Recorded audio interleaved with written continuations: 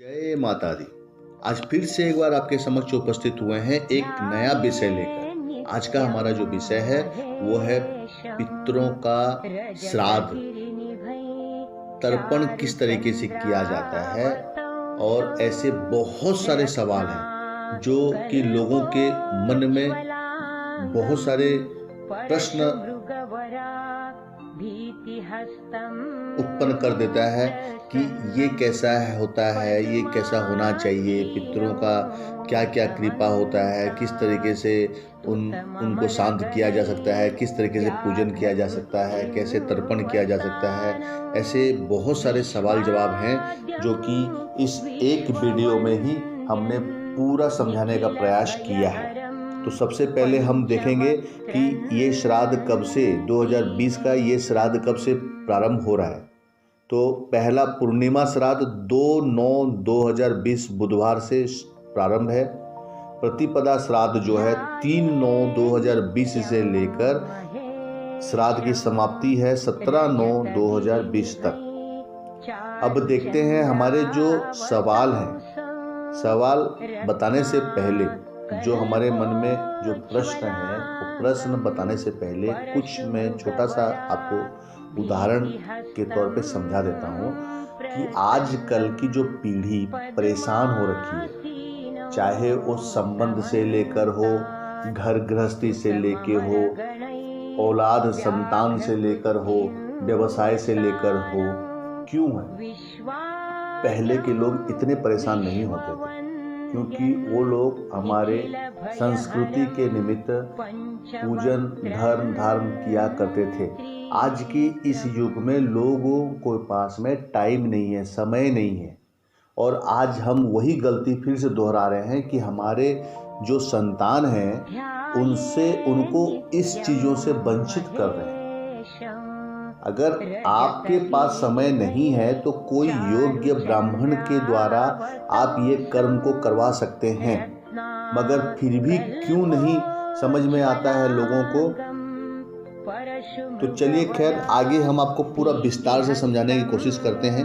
सबसे पहले देखते हैं घर के प्रेत या पितर रुष्ट होने के लक्षण क्या है, पितृदोष क्या होता है, विभिन्न ऋण और पितृदोष के विषय में बताते हैं।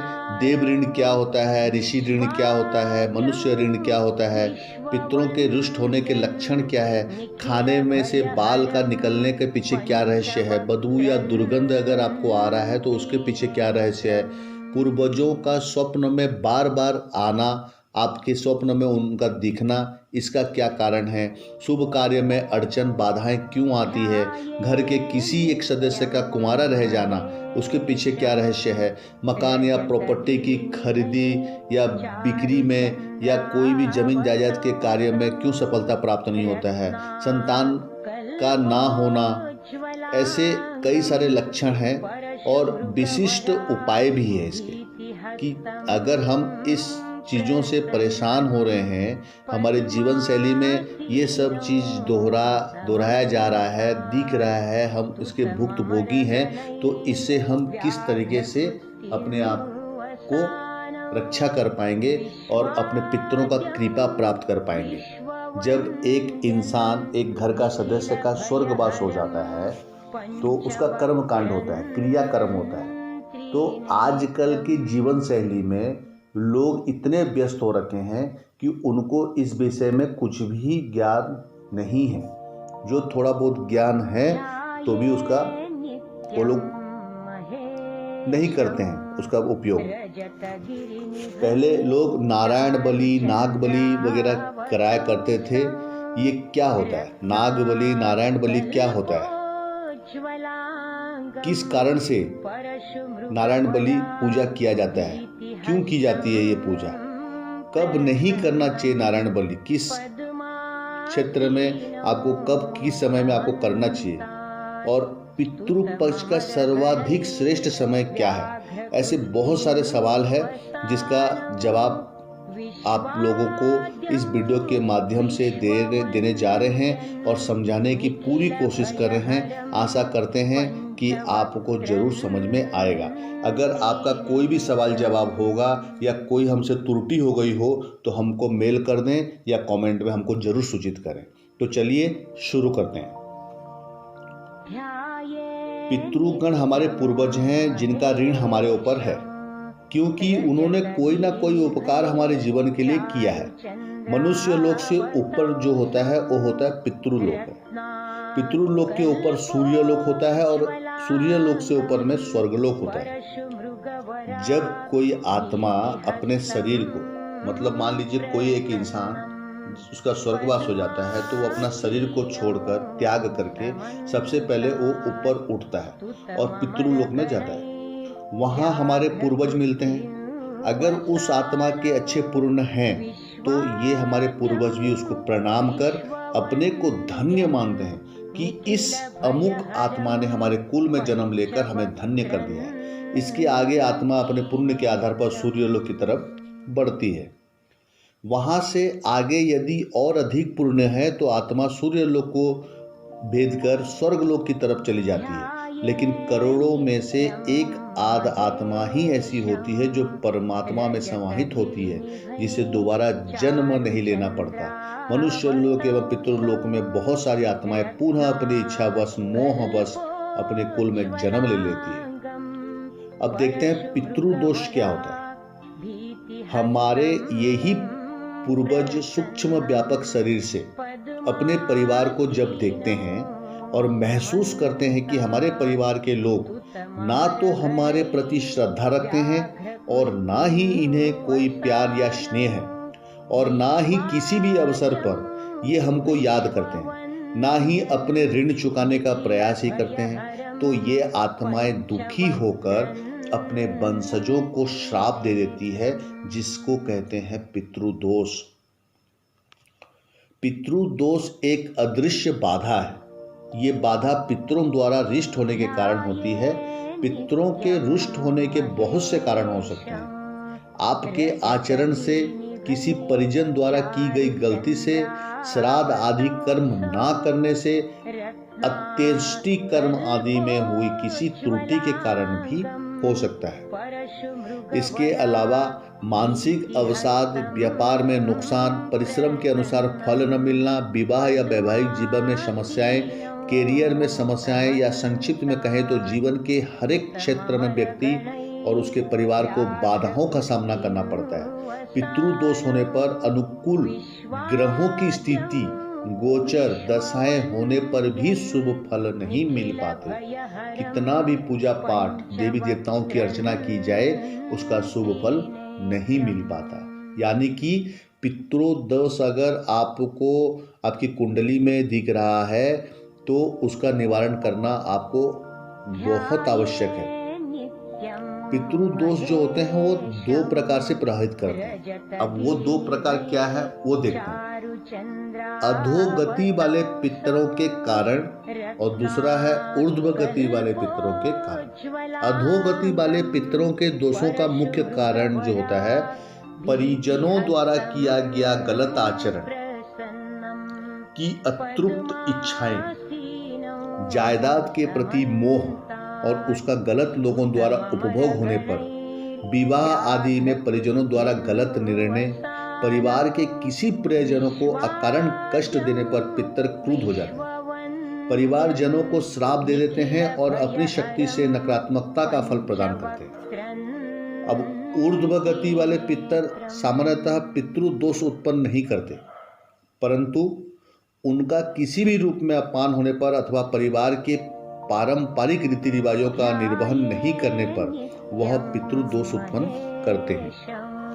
इनके द्वारा उत्पन्न पितृदोष से व्यक्ति की भौतिक एवं आध्यात्मिक उन्नति बिल्कुल बाधित हो जाती है। फिर चाहे कितने भी प्रयास क्यों ना किया जाए, कितने भी पूजा पाठ क्यों ना किया जाए, उनका कोई भी कार्य ये पितृदोष सफल होने नहीं देते हैं।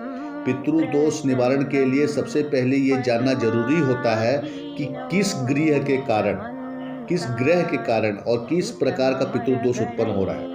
जन्म पत्रिका और पितृदोष जन्म पत्रिका में लग्न, पंचम, अष्टम और द्वादश भाव में पितृदोष का विचार किया जाता है। पितृदोष में ग्रहों में मुख्य रूप से सूर्य, चंद्रमा, गुरु, शनि और राहु केतु की स्थितियों से पितृदोष का विचार किया जाता है। इनमें से भी गुरु, शनि और राहु की भूमिका प्रत्येक पितृदोष में महत्वपूर्ण होती है।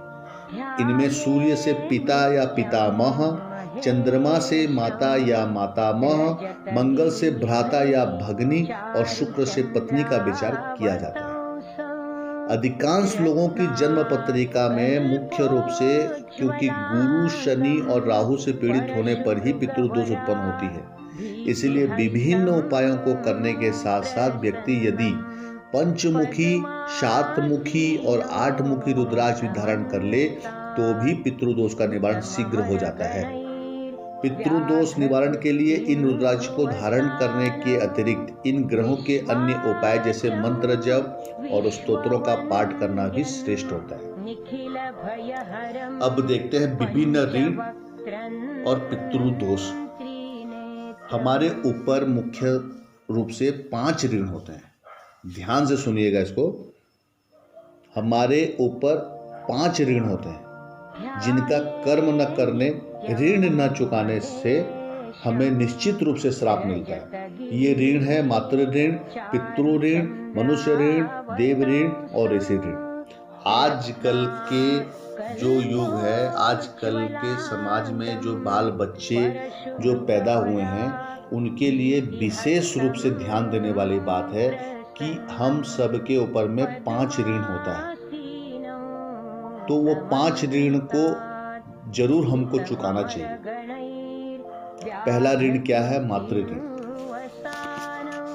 माता एवं माता पक्ष के सभी लोग जिनमें मामा, मामी, नाना, नानी, मौसा, मौसी और इनके 3 पीढ़ी के पूर्वज होते हैं, क्योंकि माँ का स्थान परमात्मा से भी ऊंचा माना गया है। अतः यदि माता के प्रति कोई गलत शब्द बोलता है अथवा माता के पक्ष को कोई कष्ट देता रहता है तो इसके फलस्वरूप उसको नाना प्रकार के कष्ट भोगने पड़ते हैं। इतना ही नहीं, इसके बाद भी कलह और कष्टों का दौर भी परिवार पे पीढ़ी दर पीढ़ी चलती रहती है। पितृ ऋण क्या है? पिता पक्ष के लोगों जैसे बाबा, ताऊ, चाचा, दादा, दादी और इसके पूर्व की 3 पीढ़ी का श्राप हमारे जीवन को प्रभावित करता है। पिता हमें आकाश की तरह छत्र छाया देता है, हमारा जिंदगी भर पालन पोषण करता है और अंतिम समय तक हमारे सारे दुखों का खुद झेलता रहता है। पर आज के इस भौतिक युग में पिता का सम्मान क्या नई पीढ़ी कर रही है? पितृ भक्ति करना मनुष्य का धर्म है। इस धर्म का पालन न करने पर उनका श्राप नई पीढ़ी को झेलनी पड़ती है। इसमें घर में आर्थिक अभाव, दरिद्रता, संतानहीनता, संतान को विभिन्न प्रकार के कष्ट आना या संतान अपंग रह जाने से जीवन भर कष्ट की प्राप्ति आदि भोगना पड़ता है। देव ऋण क्या है? माता पिता प्रथम देवता है जिसके कारण भगवान गणेश महान बने थे। इसके बाद हमारे इष्ट भगवान शंकर जी, दुर्गा माँ, भगवान विष्णु आदि आते हैं जिनको हमारा कुल मानता आ रहा है। हमारे पूर्वज भी अपने अपने कुल देवताओं को मानते थे, लेकिन नई पीढ़ी ने बिल्कुल छोड़ दिया है। इसी कारण भगवान कुल देवी, कुल देवता उन्हें नाना प्रकार के कष्ट श्राप देकर उन्हें अपनी उपस्थिति का आभास कराते हैं। ऋषि ऋण क्या होता है? जिस ऋषि के गोत्र में पैदा हुए हैं, वंश वृद्धि की, उन ऋषियों का नाम अपने नाम के साथ जोड़ने में नई पीढ़ी कतराती है। उनके ऋषि तर्पण आदि नहीं करती है। इस कारण उनके घरों में कोई मांगलिक कार्य नहीं होते हैं, इसलिए उनका श्राप पीढ़ी दर पीढ़ी प्राप्त होता रहता है। अब देखते हैं मनुष्य ऋण क्या है। माता पिता के अतिरिक्त जिन अन्य मनुष्यों ने हमें प्यार दिया, दुलार दिया, हमारा ख्याल रखा, समय समय पर मदद की, गाय आदि पशुओं का दूध पिया, जिन अनेक मनुष्यों, पशुओं, पक्षियों ने हमारी प्रत्यक्ष या अप्रत्यक्ष रूप से मदद की, उनका ऋण भी हमारे ऊपर हो गया है। लेकिन लोग आजकल गरीब, बेबस, लाचार लोगों की धन संपत्ति हरण करके अपने को ज्यादा गौरवान्वित महसूस करते हैं। इसी कारण देखने में आया है कि ऐसे लोगों का पूरा परिवार जीवन भर नहीं बस पाता है। वंशहीनता, संतानों का गलत संगति में पड़ जाना, परिवार के सदस्यों का आपस में सामंजस्य न बन पाना, परिवार के सदस्यों का किसी असाध्य रोग से ग्रस्त रहना इत्यादि दोष उस परिवार में उत्पन्न हो जाते हैं और हमेशा वो झेलता रहता है। ऐसे परिवार को पितृदोष युक्त या शापित परिवार कहा जाता है। रामायण में श्रवण कुमार के माता पिता के श्राप के कारण दशरथ के परिवार को हमेशा कष्ट झेलना पड़ा था। ये जग जाहिर है, इसलिए परिवार की सर्वोन्नति के पितृदोषों का निवारण करना बहुत बहुत बहुत आवश्यक है। पितृ रुष्ट होने के क्या लक्षण हैं? पितरों के रुष्ट होने के कुछ सामान्य लक्षण हैं जो मैंने अपने एक तरीके से आपको समझाने की कोशिश की है और आशा करता हूं आप समझेंगे। जैसे खाने में से बाल निकलना, भोजन करते समय कई बार बाल का आना भोजन में, अक्सर खाना खाते समय यदि आपके भोजन में से बाल निकलता है तो इसे नज़रअंदाज ना करें। बहुत बार परिवार के किसी एक ही सदस्य के साथ होता है कि उसके खाने में से बाल निकलता है। यह बाल कहाँ से आया इसका कुछ पता नहीं चलता। यहाँ तक कि वह व्यक्ति यदि रेस्टोरेंट आदि में भी जाए तो वहाँ पर भी उसके ही खाने में से बाल निकलता है और परिवार के लोग उसे ही दोषी मानते हुए उसका मजाक तक उड़ाते हैं। मगर ये बहुत ही सोचने वाली बात है। जिस किसी इंसान को पितरों का कृपा प्राप्त नहीं होता है उसके साथ अक्सर ये चीज घटित होता है। तो आपको ध्यान रखने वाली बात है। बदबू या दुर्गंध का आना, कुछ लोगों की समस्या रहती है कि उनके घर से दुर्गंध आती है। यह भी नहीं पता चलता कि दुर्गंध कहाँ से आ रही है। कई बार इस दुर्गंध के इतने अभ्यस्त हो जाते हैं कि उन्हें यह दुर्गंध महसूस भी नहीं होती, लेकिन बाहर के लोग उन्हें बताते हैं कि ऐसा हो रहा है। अब जबकि परेशानी का स्रोत पता ना चले तो उसका इलाज कैसे संभव है? तो आपको समझना चाहिए कि ये पितरों का रुष्ट होने का लक्षण है। पूर्वजों का स्वप्न में बार बार आना। मेरे एक मित्र ने बताया कि उनका अपने पिता के साथ झगड़ा हो गया है और वह झगड़ा काफी सालों तक चला। पिता ने मरते समय अपने पुत्र से मिलने की इच्छा जाहिर की, परंतु पुत्र मिलने नहीं आया। पिता का स्वर्गवास हो गया। कुछ समय पश्चात मेरे मित्र मेरे पास आते हैं और कहते हैं कि उन्होंने अपने पिता को बिना कपड़ों के देखा है। ऐसा स्वप्न पहले भी कई बार आ चुका है। इसका मतलब उनके पिता पितर योनि में है और वो रुष्ट हैं अपने पुत्र से, वो दर्शाना चाहते हैं। तो उसके निमित्त जो भी उनसे बन पड़े उनको करना चाहिए। अब देखते हैं शुभ कार्य में जो अड़चने आती है, बाधाएं आनी है, रुकावट आती है, वो क्यों आती है? वो भी एक प्रकार का पितृ रुष्ट का कारण है। कभी कभी ऐसा होता है कि आप कई त्योहार मना रहे हैं या कोई उत्सव आपके घर पर हो रहा है, ठीक उसी समय पर कुछ ना कुछ ऐसा घटित हो जाता है कि जिससे रंग में भंग डल जाता है। ऐसी घटना घटित होती है कि खुशी का माहौल बदल जाता है। मेरे कहने का तात्पर्य है कि शुभ अवसर पर कुछ अशुभ घटित होना पितरों की असंतुष्टि का बहुत बड़ा संकेत होता है। घर के किसी एक सदस्य का कुंवारा रह जाना। बहुत बार आपने अपने आसपास या फिर रिश्तेदारी में देखा होगा या अनुभव किया होगा कि बहुत अच्छा युवक है, कहीं कोई कमी नहीं है, लेकिन फिर भी शादी नहीं हो रही है। एक लंबी उम्र निकल जाने के पश्चात भी शादी नहीं हो पाना कोई अच्छा संकेत नहीं है। यदि घर में पहले ही किसी कुंवारे व्यक्ति की मृत्यु हो चुकी है तो उपरोक्त स्थिति बनने के आसार बढ़ जाते हैं। इस समस्या का कारण भी पता नहीं चलता। ये भी एक प्रकार का बहुत बड़ा पितृ दोष माना जाता है। कई बार हम मकान, प्रॉपर्टी, जमीन जायदाद के विषय में भी देखते हैं। आपने देखा होगा कि एक एक बहुत अच्छी प्रॉपर्टी, मकान, दुकान या जमीन का एक हिस्सा किन्हीं कारणों से बिक नहीं पा रहा है। यदि कोई खरीदार मिलता भी है तो बात नहीं बनती। यदि कोई खरीदार मिल भी जाता है और सब कुछ हो जाता है तो अंतिम समय पर सौदा कैंसिल हो जाता है। इस तरह की स्थिति यदि लंबे समय से चली आ रही है तो यह मान लेना चाहिए कि इसके पीछे अवश्य ही कोई अतृप्त आत्मा है जिसका उस भूमि या जमीन के टुकड़े से कोई संबंध रहा हो। संतान का ना होना ये भी पितृदोष होता है। मेडिकल रिपोर्ट में सब कुछ सामान्य होने के बावजूद संतान सुख से वंचित है। हालांकि आपके पूर्वजों का इससे संबंध होना लाजमी नहीं है, परंतु ऐसा होना बहुत हद तक संभव है। जो भूमि किसी निसंतान व्यक्ति से खरीदी गई हो, वह भूमि अपने नए मालिक को संतानहीन बना देती है। उपरोक्त सभी प्रकार की घटनाएं या समस्याएं आप में से बहुत से लोगों ने अनुभव की होंगी। इसके निवारण के लिए लोग समय और पैसा नष्ट कर देते हैं, परंतु समस्या का समाधान नहीं हो पाता। क्या पता हमारे कुछ उपाय से लोगों का कल्याण हो जाए, उनके साथ उनके सभी समस्याओं का समाधान मिल जाए, उनको एक नई दिशा मिल जाए और मन में, परिवार में सुख शांति का वास हो। पितृ दोष की शांति के कुछ छोटे उपाय हम बता रहे हैं। सामान्य उपायों में षोडश पिंड दान, सर्प पूजा, ब्राह्मणों को गौदान, कन्यादान, कुआं, बावड़ी, तालाब आदि बनवाना, मंदिर प्रांगण में पीपल, बड़, बरगद आदि देव वृक्ष लगवाना एवं विष्णु मंत्रों का जाप आदि करना, प्रेत श्राप को दूर करने के लिए श्रीमद् भागवत कथा का पाठ कराना चाहिए। वेदों और पुराणों में पितरों की संतुष्टि के लिए मंत्र, स्तोत्र एवं सूक्तों का वर्णन है, जिसके नित्य पठन से किसी भी प्रकार की पितृबाधा क्यों ना हो, शांत हो जाती है। अगर नित्य पठन संभव ना हो तो कम से कम प्रत्येक माह की अमावस्या और अश्विनी कृष्ण पक्ष अमावस्या अर्थात पितृपक्ष में अवश्य करना चाहिए। वैसे तो कुंडली में किसी प्रकार का पितृदोष है, उस पितृदोष के प्रकार के हिसाब से पितृदोष की शांति करवाना अच्छा होता है। भगवान भोलेनाथ की तस्वीर या प्रतिमा के समक्ष बैठकर या घर में ही भगवान भोलेनाथ का ध्यान कर निम्न मंत्र की एक माला नित्य जाप करने से समस्त प्रकार के पितृदोष, संकट, बाधा आदि शांत होकर शुभत्व की प्राप्ति होती है।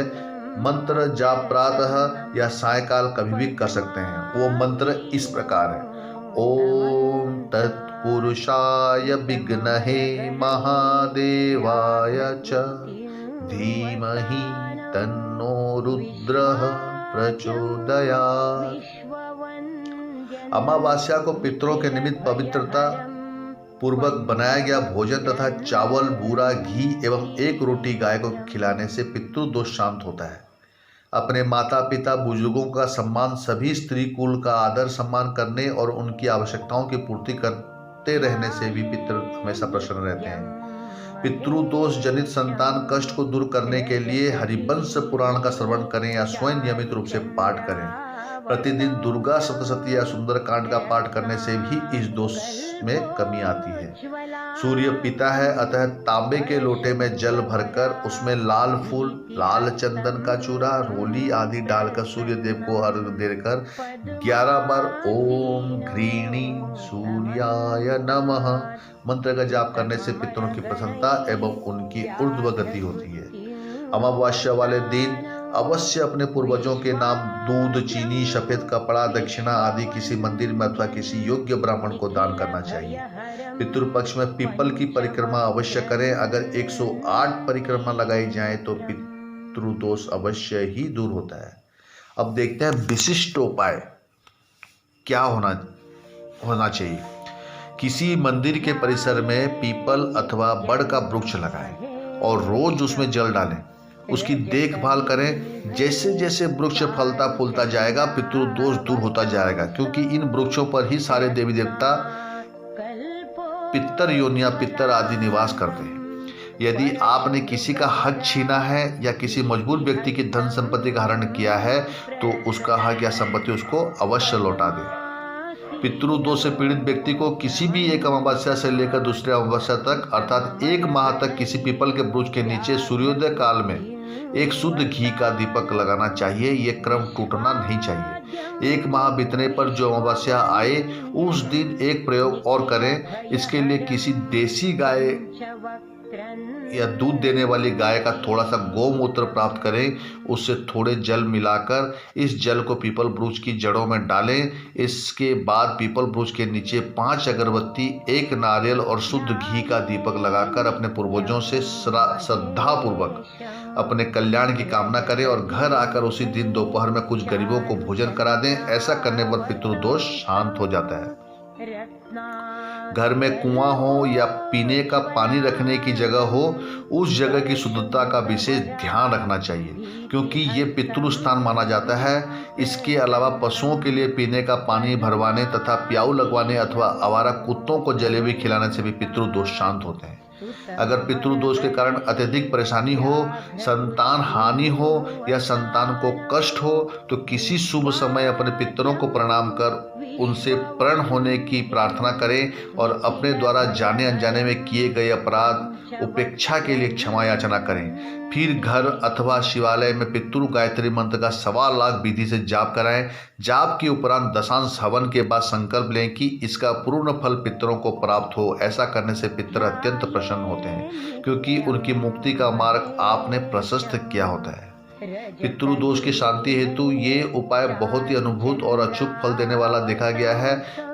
वो ये है कि किसी गरीब की कन्या के विवाह में गुप्त रूप से अथवा प्रत्यक्ष रूप से आर्थिक सहयोग करना, लेकिन ये सहयोग पूरे दिल से होना चाहिए, केवल दिखावे या अपनी बढ़ाई कराने के लिए नहीं। इससे पितर अत्यंत प्रसन्न होते हैं, क्योंकि इसके परिणाम स्वरूप मिलने वाले पुण्य फल से पितरों को बल और तेज मिलता है, जिससे वह ऊर्ध्व लोगों की ओर गति करते हुए पुण्य लोगों को प्राप्त हो जाते हैं। अगर किसी विशेष कामना को लेकर किसी परिजन की आत्मा पितृ दोष उत्पन्न करती है, तो ऐसी स्थिति में मोह को त्याग कर उसकी सद्गति के लिए गजेंद्र मोक्ष स्तोत्र का पाठ करना बहुत ही बढ़िया होता है। पितृ दोष दूर करने का अत्यंत सरल उपाय, इसके लिए संबंधित व्यक्ति को अपने घर के वायव्य कोण में नॉर्थ वेस्ट में नित्य सरसों का तेल में बराबर मात्रा में अगर का तेल मिलाकर दीपक पूरे पितृपक्ष में नित्य लगाना चाहिए। दिया पीतल का हो तो ज्यादा अच्छा है। दीपक कम से कम 10 मिनट नित्य जलना आवश्यक है। इन उपायों के अतिरिक्त वर्ष की प्रत्येक अमावस्या को दोपहर के समय गूगल की धुनी पूरे घर में सब जगह घुमाएं। शाम को आंध्र होने के बाद पितरों के निमित्त शुद्ध भोजन बनाकर एक दोने में सारी सामग्री रखकर किसी बबूल के वृक्ष अथवा पीपल या बड़ की जड़ पर रखकर आ जाएं। पीछे मुड़कर न देखें। नित्य प्रति घर में देसी कपूर जलाया करें। ये कुछ ऐसे उपाय हैं जो सरल भी हैं और प्रभावी भी हैं, और हर कोई सरलता से इन्हें कर पितृ दोषों से मुक्ति पा सकता है। लेकिन किसी भी प्रयोग की सफलता आपके पितरों के प्रति श्रद्धा के ऊपर निर्भर करती है। अब देखते हैं कि नारायण बलि और नाग बलि क्या होता है। आपने भी सुना होगा कि एक इंसान का जब स्वर्गवास हो जाता है तो उसकी मोक्ष प्राप्ति के लिए जो कर्मकांड किया जाता है उसमें नारायण बलि का नाम जरूर आता है। नारायण बलि और नाग बलि दोनों विधि मनुष्य की अपूर्ण इच्छाओं और अपूर्ण कामनाओं की पूर्ति के लिए की जाती है, इसलिए दोनों को काम्य कहा जाता है। नारायण बलि और नाग बलि दो अलग अलग विधियां हैं। नारायण बलि का मुख्य उद्देश्य पितृ दोष निवारण करना है और नाग बलि का उद्देश्य सर्प या नाग की हत्या के दोष का निवारण करता है। इनमें से कोई भी एक विधि करने से उद्देश्य पूरा नहीं होता, इसलिए दोनों को एक साथ ही संपन्न करना पड़ता है। जिस परिवार के किसी सदस्य या पूर्वज का ठीक प्रकार से अंतिम संस्कार, पिंडदान और तर्पण नहीं हुआ हो, उनकी आगामी पीढ़ियों में पितृ दोष उत्पन्न हो जाता है। ऐसे व्यक्तियों का संपूर्ण जीवन कष्टमय रहता है जब तक कि पितरों के निमित्त नारायण बलि विधान न किया जाए। प्रेत योनि से होने वाली पीड़ा दूर करने के लिए नारायण बलि की जाती है। परिवार के किसी सदस्य की आकस्मिक मृत्यु हुई हो, आत्महत्या, पानी में डूबने से, आग में जलने से, दुर्घटना में मृत्यु होने से ऐसे दोष उत्पन्न हो जाते हैं।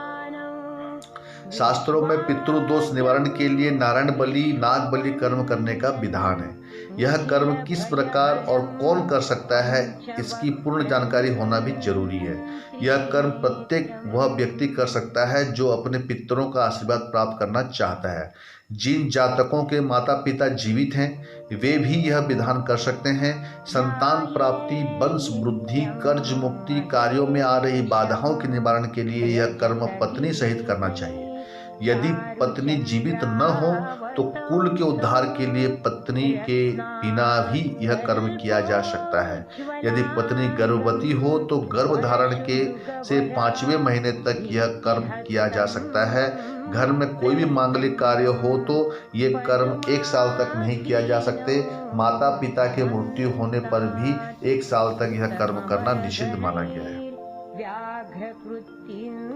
अब देखते हैं पितृपक्ष के लिए सर्वाधिक श्रेष्ठ समय क्या है। नारायण बलि, नाग बलि के लिए पितृपक्ष सर्वाधिक श्रेष्ठ समय बताया गया है। इसमें किसी योग्य पुरोहित से समय निकलवाकर यह कर्म करवाना चाहिए। यह कर्म गंगा तट अथवा अन्य किसी नदी सरोवर के किनारे भी संपन्न कराया जा सकता है। और पितरों के श्राद्ध के समय में हर घर में तर्पण जरूर करना चाहिए। आजकल तो बहुत ही अनिवार्य है कि जिस इंसान को कष्टों से मुक्ति पाना है, उसके कार्य बाधाओं से उसको अगर बचना है, जो संकट बाधाएं उनको परेशान करके रखी है, किसी का संतान नहीं हो रहा है, कोई रोगों से मुक्त नहीं हो पा रहा है, कोई कर्जे से मुक्त नहीं हो पा रहा है, किसी को धन की हानि हो रही है, किसी का नौकरी नहीं बन पा रहा है, ऐसे बहुत सारे जो कष्ट हैं उससे निवारण हेतु साल में केवल ये 15-16 दिन का ये श्राद्ध के दिन आते हैं, इनमें लोगों को तर्पण जरूर करना चाहिए। और जिसके पास टाइम नहीं है वो योग्य ब्राह्मण के द्वारा जरूर करवाए, इससे बहुत लाभ मिलेगा। तो ये सभी जानकारी और कई प्रश्नों के उत्तर आपको समझाने की पूरी प्रयास हमने किया है और आशा करते हैं आपको जरूर पसंद आया होगा। तो आपका मंगल कामना करते हुए जय माता दी, जय पितर पितराणियों की।